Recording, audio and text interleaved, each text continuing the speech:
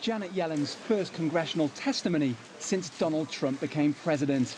He's been her most vocal antagonist, claiming earlier this month that banking regulations she supports and designed to prevent another global crisis have been harmful.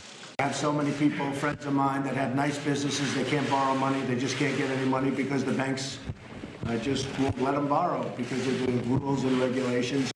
But the head of the Federal Reserve showed up for this twice-yearly grilling from lawmakers, armed with figures to paint a different picture.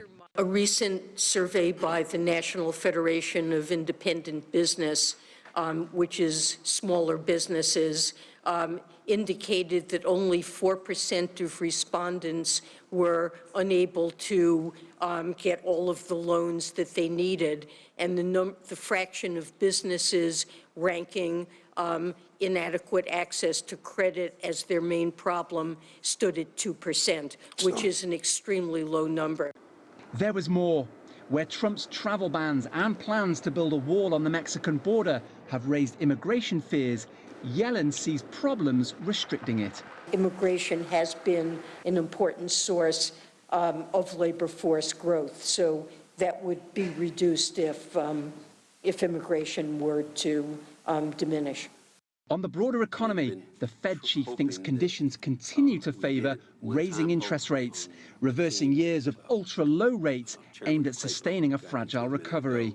At our upcoming meetings, the committee will evaluate whether employment and inflation are continuing to evolve in line with these expectations, in which case a further adjustment of the federal funds rate would likely be appropriate.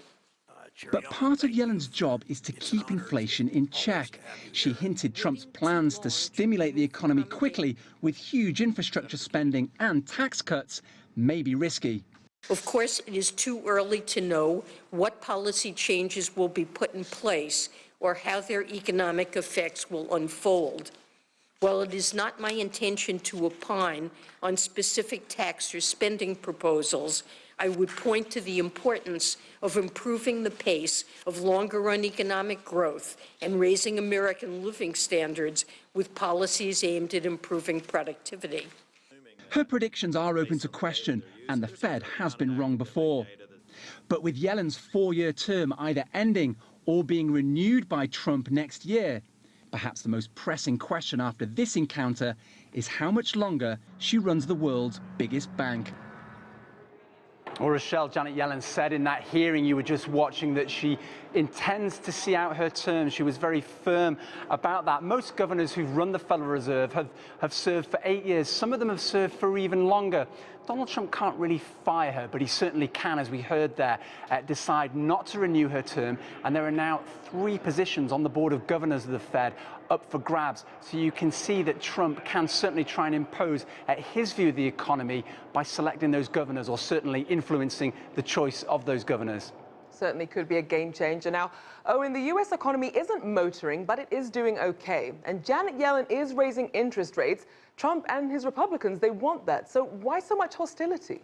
Well, quite simply, Rochelle, partly because the U.S. economy isn't motoring. Donald Trump wants growth of around 4%. The consensus is the U.S. economy simply won't reach anything like that, around half, around 2% or so. And you've got 2 very, very different views here of the U.S. economy. It's perfectly natural that any incoming president wants to juice the economy and take the credit for creating jobs. Trump wants to do it very quickly. He wants to put in this big infrastructure plan. Janet Yellen is concerned that putting this amount of investment and money into the U.S. economy might pump up inflation too quickly. Remember, part of her job is to keep a lid on that inflation. We'll certainly see how that investment pays off. Thank you so much, Owen Fairclough, live from Capitol Hill.